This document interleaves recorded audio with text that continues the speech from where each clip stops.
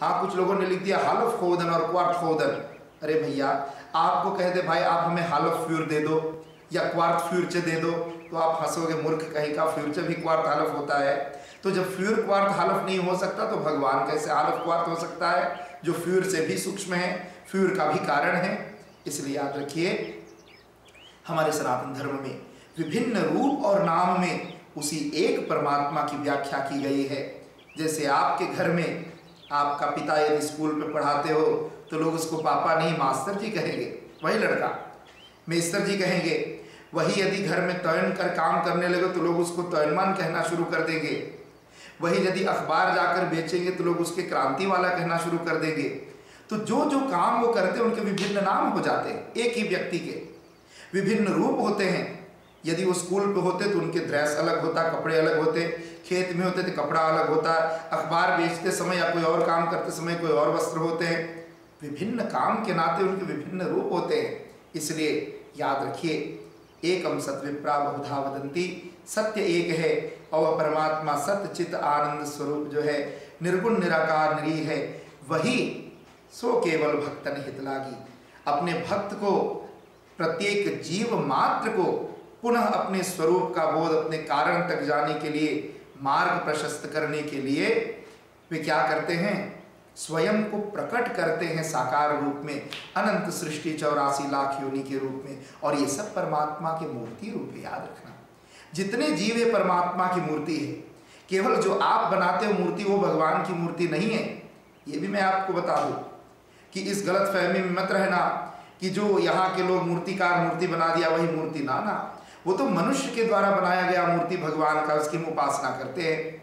लेकिन आप देखेंगे, एक उर्दू शायर ने लिखा, उर्फ जहालत की पत्थरों को बशर सर झुकाकर हाथ जोड़ देता है, मगर ईश्वर की जिंदा तस्वीरें बन बेदर्द तोड़ देता है। मनुष्य भगवान के बनाए जो मूर्तियां हैं, अपने हाथ से बनाया पत्थर की मूर्ति को तो हम लड्डू भी खिलाते हैं, भोग भी लगाते हैं, सारा कुछ करते हैं। लेकिन सही में जो चलते फिरते जिंदे मूर्तियां हैं, कौन, भगवान के बनाए मूर्ति, उनको क्या करते हो, कहते भैया मुर्गा बहुत मोटा हो गया है, अब इसको काट दे तो चल भी नहीं पा रहा, खूब मांस बढ़ गया। और उस भगवान के बनाए मूर्ति को तुम ऐसे तोड़ देते हो, ऐसे काट देते हो जैसे कुछ हुआ ही नहीं। हाँ, और अपने आप को बहुत बड़े हिंदू मानते हो कि मेरे समान हिंदुस्तानी और हिंदू कोई है नहीं। हाँ, हिंदुस्तानी शायद नहीं होंगे, लेकिन हिंदू तुम हो ऐसे कृत्य करने के बाद, ये तो चिंतनीय विषय है।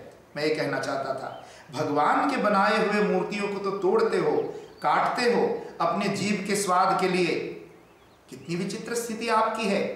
भगवान के द्वारा बनाए गए मूर्ति को आप पहचानते नहीं हो, उसको तो मार कर खा जाते हो जन्मदिन जैसे पवित्र दिन पर भी।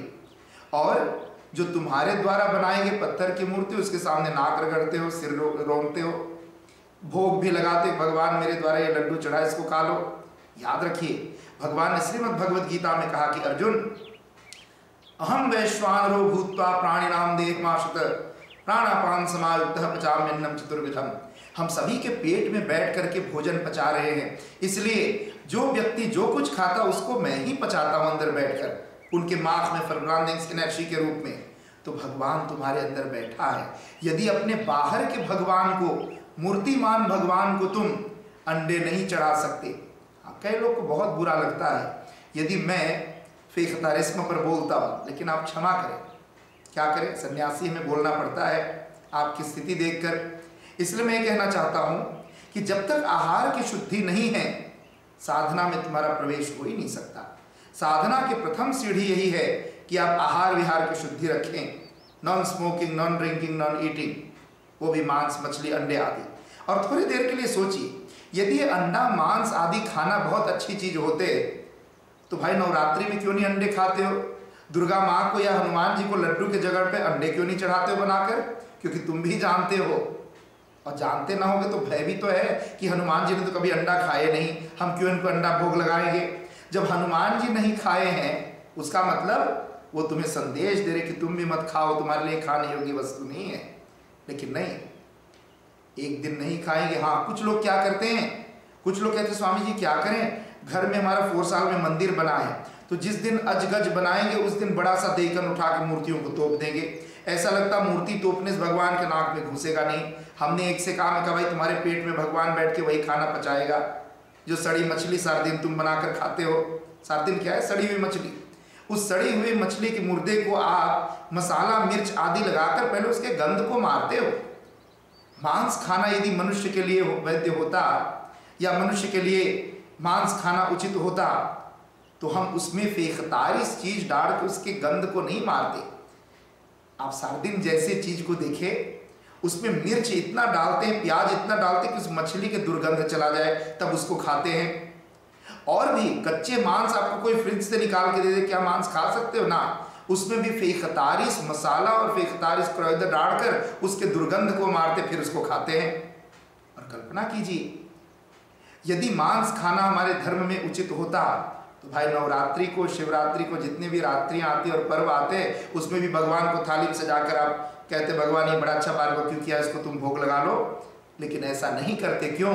क्योंकि शास्त्र ऐसा हमें बताते हैं कि ये हमारे लिए खाने योग्य आहार नहीं है, ये अभक्ष भोजन होते हैं। और अभक्ष भोजन जब तक आप करेंगे तब तक साधना में आपका प्रवेश, आपके अंतर जगत की यात्रा का प्रारंभ नहीं हो सकता। इसलिए याद रखिए, मैं आपको बता रहा था कि परमात्मा की उपासना, भगवान की उपासना जो हम करते हैं, शुद्ध आहार विहार के माध्यम से अपने गुरु द्वारा प्रदत्त मंत्र का जाप करके या साधना में हम प्रवेश करें और फिर हम इन पंच देवों की उपासना करके भी परमात्मा के स्वरूप का ज्ञान प्राप्त कर सकते हैं, जो जीवन का लक्ष्य है।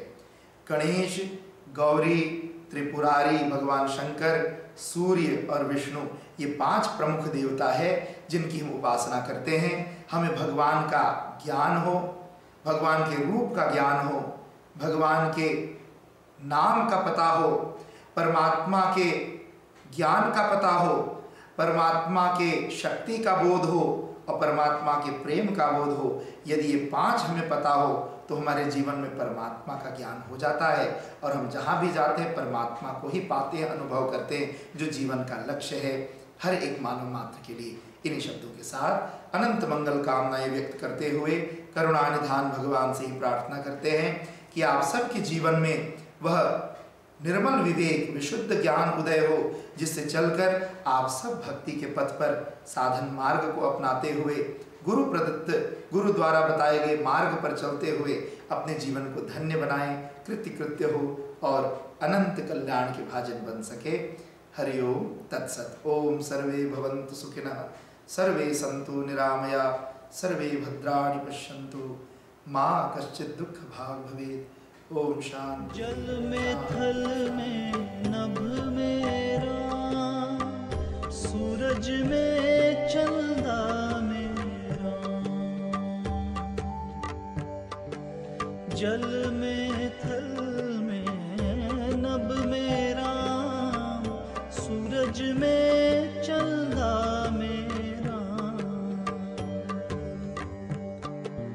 रघुपति राघव राजा राम, पतित पावन सीताराम।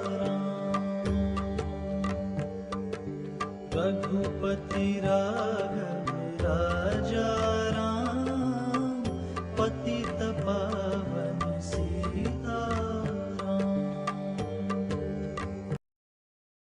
जल में थल में नभ मेरा, सूरज में चंदा मेरा।